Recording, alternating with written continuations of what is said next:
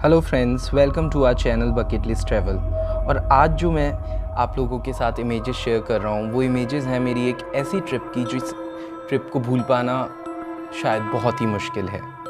ये ट्रिप था केदार धाम, जहाँ जाना सभी के लिए एक सपने के जैसा होता है। और मेरा ये ट्रिप बहुत ज़्यादा एक सपने की जैसा इसलिए रहा क्योंकि मैं कभी सोच के गया ही नहीं था कि मैं केदारनाथ जाऊँगा। मैं हरिद्वार पहुँचा। हरिद्वार से मैंने सोचा हम मसूरी के लिए निकलेंगे।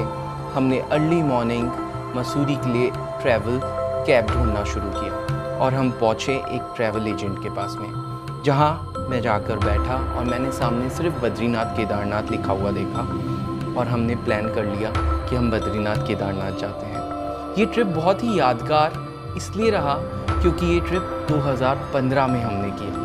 2013 में वहाँ एक ऐसा प्रलय आया था क्योंकि सब लोगों को पता है कि केदारनाथ को पूरा फ्लश ऑफ कर दिया था, तो इसीलिए थोड़ा सा डर था मन में, लेकिन पता नहीं कौन सी शक्ति थी जो हमें वहाँ ले गई। केदारनाथ जाने के लिए आपको क्या करना होता है, आप जहाँ पे भी रहते हैं वहाँ से आप हरिद्वार पहुँचिए।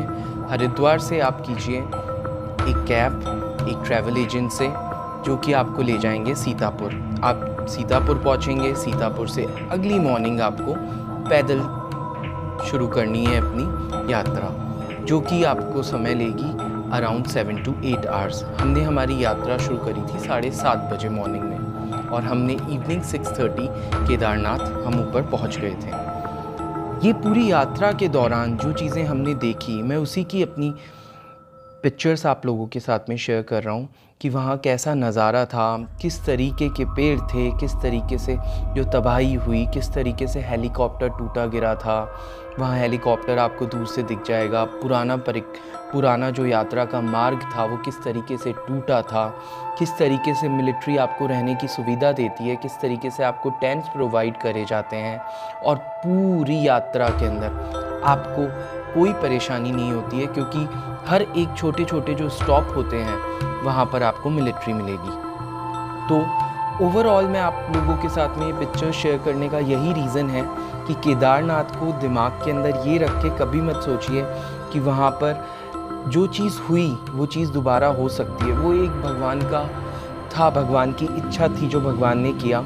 लेकिन केदारनाथ धाम, उसे देखना, उस मंदिर में जाना, उसे एक पास से जाके देखना एक अलग ही अनुभव देगा आप लोगों को। वहाँ से आप जाइए बद्रीनाथ। रास्ते में आपके चोपटा एक हिल स्टेशन पड़ेगा जहाँ पर आप रुकिए, थोड़ा सा स्टे करिए। वहाँ पर बहुत ऊपर ऊंचाइयों पर आपको हिमालय पर्वत नज़र आएंगे, बर्फ़ के पहाड़ आपको चारों तरफ नज़र आएंगे।